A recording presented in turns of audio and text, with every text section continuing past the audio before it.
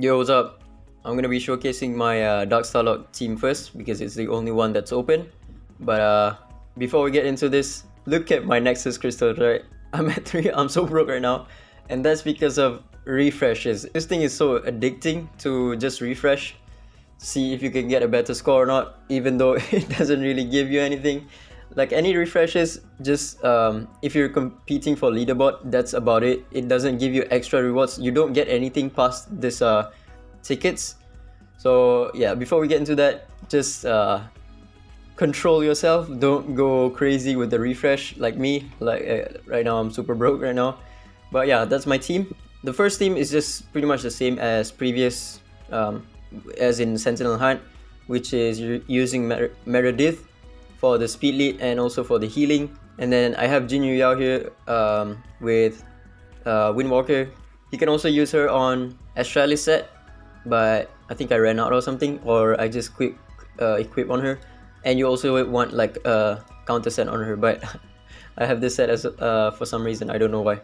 And my Biondina right here is on the Astralis set. If you don't have Biondina, it's kind of difficult. It's not going to be, your team 1 is not going to be as consistent because Biondina has this passive which, if Biondina can take action at the start of a turn, dispels one buff from the enemy, one buff from 2 random enemies, and it has a chance of dispelling all buffs, which is, if you have her max skilled up, it's a 100% chance. And the most important thing is that this ability won't miss and cannot be resisted, which is why if you don't have a Biondina, your team 1 is not going to be as consistent. So yeah, keep that in mind. And I have her on crit damage, attack, speed, because right now the difference between like Sentinel Hunt and this one, Dark Starlord right here, is that the Dark Starlord does not do damage, and he does not like lower your healing. So between like Meredith and Jin Yu Yao, you can run a DPS Biondina and she will not die. So just run her on crit damage, attack, and speed, and you can squeeze out a little bit more DPS from her. Alright, my Hall, he's on Thor set, DPS set with a little bit of accuracy. I forgot to mention one thing. Your Biondina does not need accuracy, but a little bit of accuracy does help because landing the buff block is beneficial for you, because if the boss has a buff block, then he cannot gain the immunity buff. So yeah, you want some accuracy on her, but you don't really need all that much. And then back to Hall. Hall has a decent amount of accuracy as well. I'm running him on crit damage, attack, speed. You can actually swap this out with Avatara as well and just give him DPS, and that's about it. My Kara is on HP, accuracy, and speed with the Astralis set and counter just to land the poisons. If you don't want to build your Kara, you can go with Ife. Hilda could also work, but I think Kara is better because her S1 does provide poisons as well from the passive, whereas Hilda does not, right? She only provides sleep and extends debuff, which is not as good. And then my team 2 is the one that's lacking.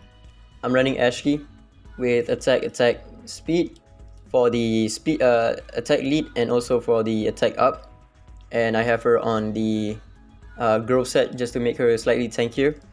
And I have Ggez. You want your team 2 and team 3 to have at least one buff blocker unit, so that's why I have Ggez over here, because he does provide buff block on his god mode. And I have him on counter set. Ggez and Astralis is very good because whenever he counters on all 3 of the enemies. So he does quite a bit of damage because his S1 does AoE damage. The green twin is on standard Ocean Waves DPS with a lot of speed as well. The red twin is on Thunder set. You can actually put him on Astralis set, but I ran out of good Astralis set, so I'm running him on the Thunder set with a decent amount of accuracy. And since I have R2 Ggez, I don't really need to build him with 100% crit rate. And I'm running Clara right here because the ads on the side does put like a buff block on you, and I think some other debuffs I can't really remember. So Clara can cleanse, provide immunity to you. And then my third team, I'm running Yun Chuan pretty fast because you want your units to cycle pretty quickly.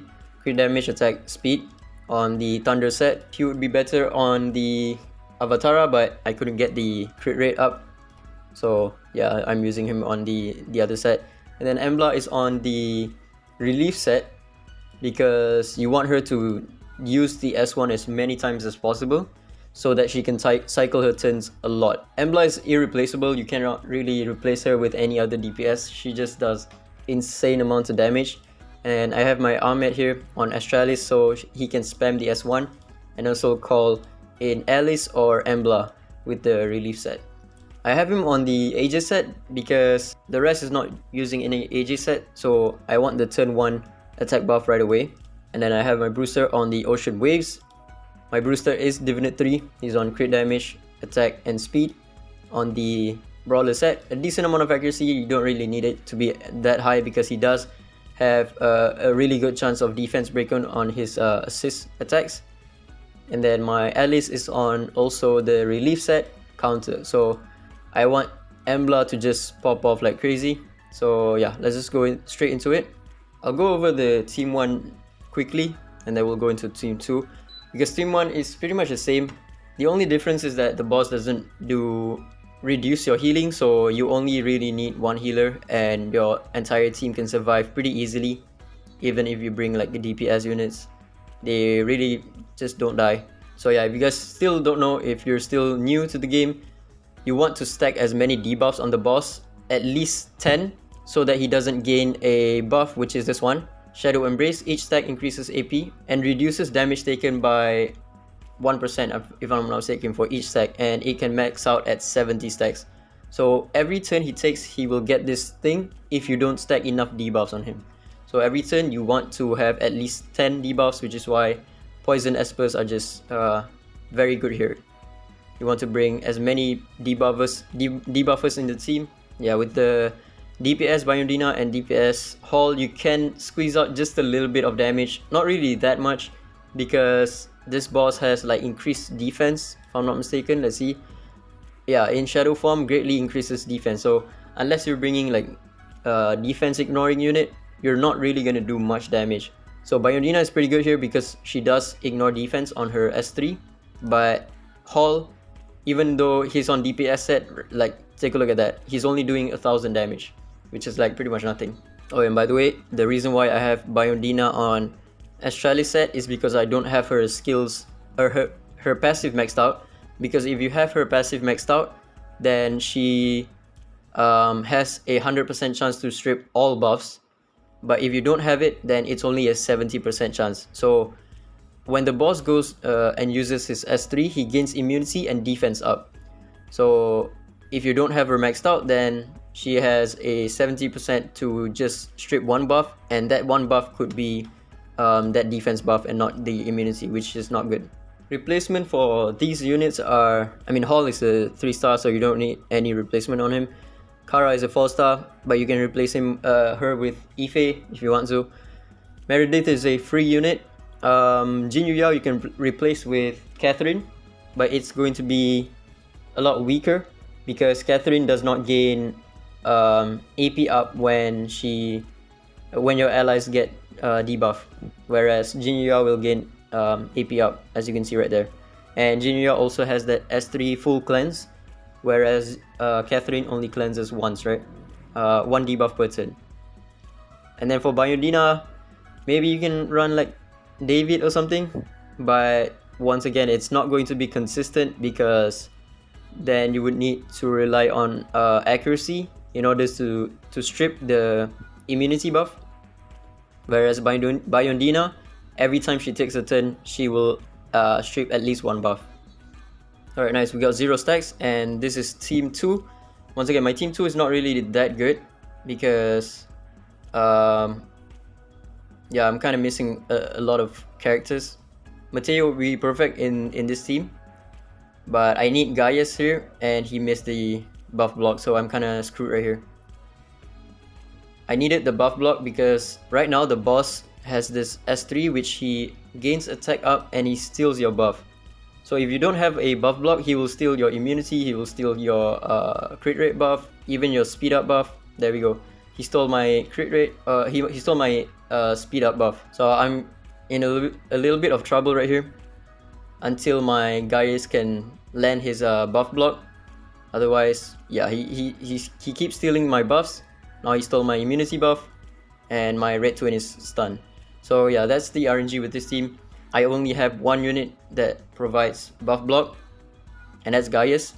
But it's the RNG is slightly reduced because of the twins. The twins can prolong the buff block that Ggez provides.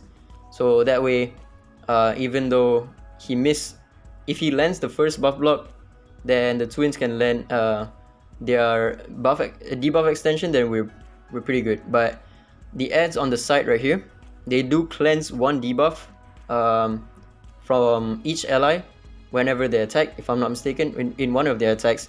So if they cleanse the buff block, then you're kind of screwed. You're gonna need to rely on Ggez to land another buff block, and if you don't land it, you're kind of screwed.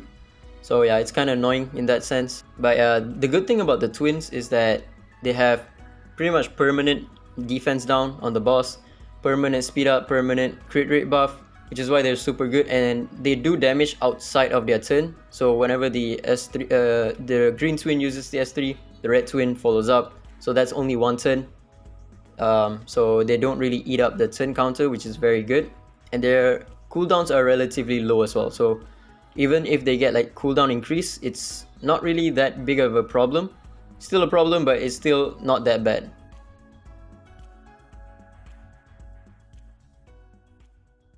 Okay, I think I took too many turns, and my team 3 only scored like about 4 million, if I'm not mistaken. But yeah, my team 3 is pretty solid. There's a bit of RNG once again, because I don't have immunity on this team. So if the boss or if the ads do like put like buff block on me, then I'm kind of screwed.